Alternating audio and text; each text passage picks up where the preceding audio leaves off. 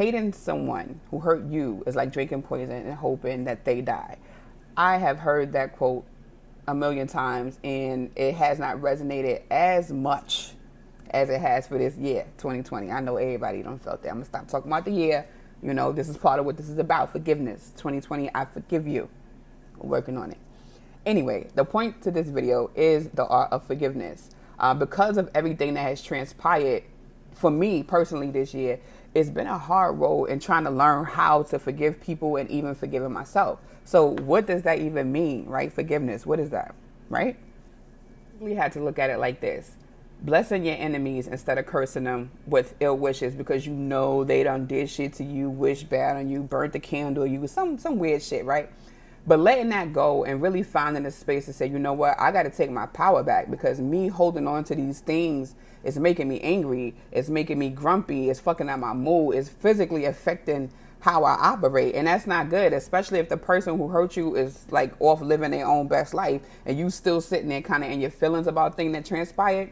You got to let that shit go. First things that I had to learn to do when somebody hurt me was to stop talking about it, right? And only sharing it if it was beneficial for somebody else to hear the story, because I'm sharing it now in this space where I'm not the victim. I'm not like the little beat up person who got done dirty or whatever. No, like for a long time, I think I repeated stories in that mindset because I was the victim. How could that, you know, like how could they hurt me? No, you got to really learn to get out of that space and kind of tell a story without it being woe is me, you know, the survivor story versus the victim story. That's a big part of forgiveness because it shows what perspective you're sitting in when you're sharing the story, right? Because when it's you and you're in it, you're the victim. He did this, she did that, and they said that, and da da da da.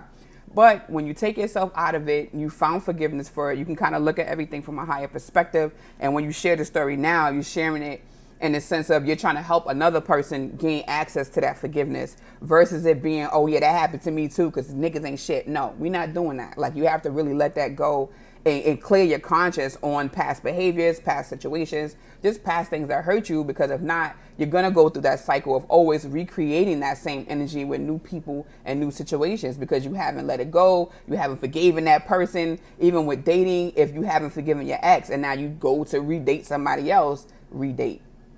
That's not a word. You go to start dating other people, basically, right?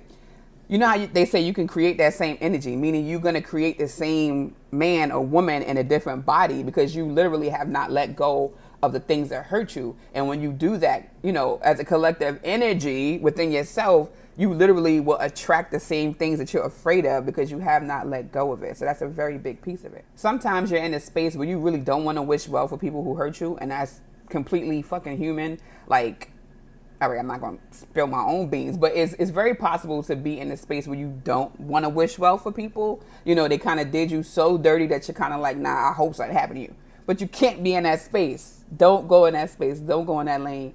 You really have to wish well for your enemies. And I think the best thing you could do is pray for them to see what they did to you.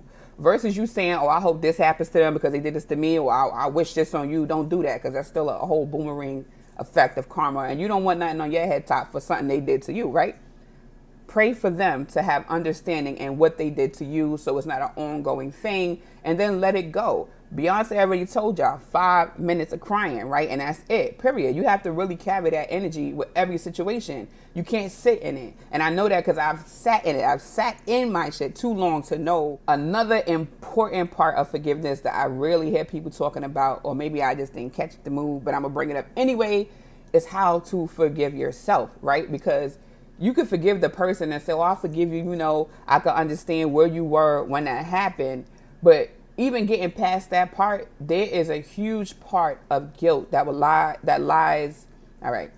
There is a huge part of guilt that lies within yourself for you even allowing shit like that to happen to you. Especially if you think you're a smart person, you're not really naive, and you know, you may have accolades, whatever it is you think about yourself, you think highly of yourself. Now, to come to terms with the fact that somebody has gotten over on you, somebody has deceived you, somebody has made you feel some type of way, somebody has made you feel. How about that? Somebody has made you feel, because some of us don't like to feel shit, and that's because of old things that have happened to us, right? We don't want to feel. So now when somebody triggers us, and especially in a negative way, now you done hurt my feelings, you done hurt me. How do I forgive you? How do I forgive myself for allowing you to get that close to me, to take from my emotional space? The art of doing that is to allow yourself to interpret what happened. Break it down. Like, how did you come and infiltrate my camp like me? You understand? Get in there with yourself and figure out what really happened, right? What part of me still needs to be healed that I would even attract something that could do that to me? And why didn't I see it coming? That's what your focus is on. Anytime I ever tell somebody, when I tell people make it about you, that's really what it is. I think sometimes people think, ego, pride, whatever. No, make the process about you. This hurt me. Why am I thinking about them? You understand? It hurt me. I'm the one going through it right now, not them. Why am I focusing my energy on them? I'm going to turn that around. Why did this hurt me? How did I let this happen? And then taking that information and going to God with it and sorting it out with God, not the person, not the internet, not Facebook, not Instagram, really not trying to get into that messiness of socially sharing your trauma, unless, like I said, it's helpful and it's going to help other people get through it, right? There's no other point of saying it. When you got to forgive yourself, I think sitting with that is really understanding what parts of you were broken enough to allow that damage to seep in. What parts of you were not awake? What parts of you were sleeping? What parts of you have been put to sleep that would allow that to actually happen? Those are really big things to take apart and look at when you're trying to forgive yourself, not just the other party. You could go all the way in on them and be like, yeah, they did this because they like that, and they did this because they like that, or they wasn't raised right, or whatever the case is. What is it about you, though, that allowed that? What is it about you that allowed that person to come into your space, take from your camp, you not take up for yourself, especially if you peeped it, because sometimes you be peeping shit and not saying nothing out of love, right? Oh, I love you. No, I saw that, but no. What allowed you to not speak up for yourself? That is the hardest part. When you saw it, you saw the bullshit coming and you did not stand up and say, don't do that to me. I have more value than that. I know who I am. You could very well know who you are and be well-rounded, all that, and still allow certain things to happen to you out of the old parts of you that are broken, the old parts of you that never taught you or ripped away how you stood up for yourself, right?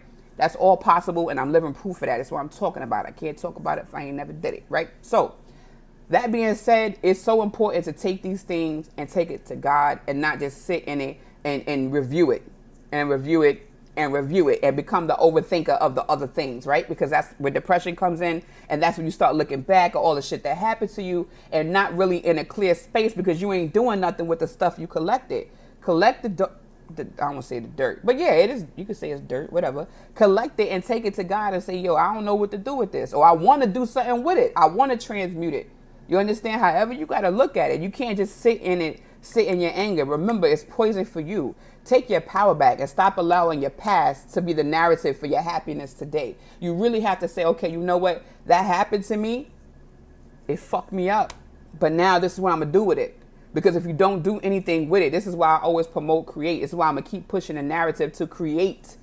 I don't care what you do. I don't care if you just got a pen and paper and you want to doodle some shit because something happened and you need to get it out. Do that. I'm a writer, right? So my thing is always going to be to grab a pen. What can I write down, right? What can I do to get this out so I'm comfortable with how I'm feeling right now? Because I don't want to sit in it. I don't want to be in a space where I'm just sitting in anger, sitting in depression, sitting in my PTSD, allowing it to consume my world. Because every time I get into those bouts, by the time I look up, I done missed so much shit. So many opportunities have gone.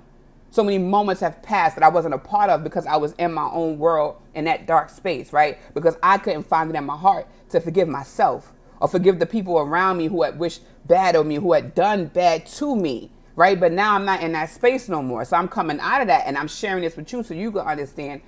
Don't sit there. Get up, create something. Take it to God and say, I don't know what to do with this. If you don't know how to pray, have a conversation. It's not about like nothing against churches. I'm not a church person, but I'm a very spiritual person who believes in God. I've had a relationship with God since I was a kid. And now because somebody sat me in a church in a pew and with a book and said, read these things. That's not how it happened for me. It happened for me because I was going through shit as a child that I could not interpret. And because nobody was around me, I had to find a source to connect to. And that's how my relationship came with God. Not because of a book, right? It was my own personal conversation. So anytime somebody say, I don't know. I don't even know what to take to him. Take your words, period. Take your feelings on your knees, standing up in a chair, however you want to do it. There's no method in that way. It's a connection between you and source. Don't even worry about the method. The important thing is finding that forgiveness and finding a way to get to that source, finding that bridge to the source, to forgiveness, to healing, da-da-da-da-da. You understand? It's like a domino effect.